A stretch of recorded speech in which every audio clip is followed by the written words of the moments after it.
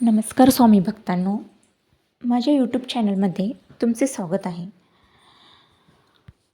आपल्या हिंदू धर्मामध्ये घराच्या बाहेर कोहळा बांधण्याची पद्धत आहे. आपल्या घराबाहेर कोहळा बांधण्याचा काय फायदा आहे किंवा कोहळा का बांधावा याच्याबद्दल आज मी तुम्हाला माहिती देणार आहे. आणि कोहळा बांधायचा असेल तर त्याच्या काय पद्धती आहेत. प्रत्येक ठिकाणी आपल्याला असे पाहायला मिळते की अनेक लोक आपल्या घराबाहेर कोहळा बांधतात. लाल कपड्यात जर कोहळा बांधला तर घराला कोणाची नजर लागत नाही. जर आपल्या मुख्य दाराला बाहेरून कोहळा बांधला तर आपल्या घरात कोणतीही दुष्ट शक्ती आणि नजरदोषापासून आपल्या घराचे संरक्षण होत असते. आपल्या घरातील लोकांना आरोग्य लाभावं म्हणून देखील पूर्वीपासून कोहळा बांधण्याची पद्धत आहे. बाहेरून कोहळा आणत असताना कधीही देठासकट आणावा. घरी आणल्यानंतर तो स्वच्छ पाण्याने धुवावा व स्वच्छ पुसावा. त्यानंतर त्याच्या दोन्ही बाजूला ओम काढावा. तो गंधाने किंवा ओल्या कुंकवाने काढावा आणि खाली त्याच पद्धतीने स्वस्तिक काढावे आणि मग त्या कोहळ्यावर काजळाने एखादी रेष काढावी. मग ते कोहळा देवघरात नेऊन त्याची गंध, अक्षदा, हळद, कुंकू, फूल यांनी पूजा करावी आणि देवाला प्रार्थना करावी की आम्ही हा कोहळा घराबाहेर बांधत आहोत.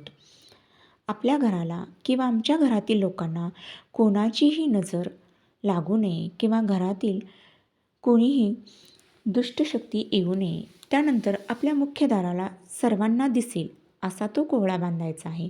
कोहळा हा शक्यतो लाल वस्त्रामध्येच बांधावा. कधीकधी काही लोकांचा कोहळा हा लाल वस्त्रामध्ये बांधल्यानंतर लवकरच खराब होतो. तर अशा वेळेला आपल्या घरातील लोकांचा दुष्टशक्तीपासून बचाव झाला आहे असे समजावे. मग तो कोहळा कचऱ्यामध्ये टाकावा आणि दुसरा आणून त्याची वरीलप्रमाणे पूजा करावी आणि शक्यतो शनिवारी हा कोहळा घराबाहेर बांधावा. पण तरीसुद्धा सोमवती अमावस्या, शनी अमावस्या, दिवाळी अमावस्या यावेळी देखील हा कोहळा नक्की बदलावा. कोहळा हा नेहमी सूर्यास्तानंतरच बांधावा. आपण जर कोहळा बांधला तर दुष्टशक्ती नष्ट होते, चांगली शक्ती आपल्या घरामध्ये येत असते. मग आपल्या घरामध्ये जे काही मतभेद होत असतात ते होत नाहीत, कोणालाही नजर लागत नाहीत. तसेच वाईट शक्तीपासून आपला बचाव होतो. म्हणून कोहळा हा घराबाहेर बांधण्याची पद्धत आहे. आणि या कोहळ्यामध्ये वाईट शक्ती नष्ट करण्याची एक वेगळीच ताकद आहे. म्हणूनच कोहळ्याला यज्ञामध्ये राक्षसासारखे सजवतात. दुष्टशक्ती सामावून घेण्याची ताकद या कोहळ्यामध्ये असते. मग त्या कोहळ्याचा बळी दिला जातो आणि म्हणूनच शनिवारी किंवा अमावस्येच्या दिवशी हा कोहळा घराबाहेर बांधावा.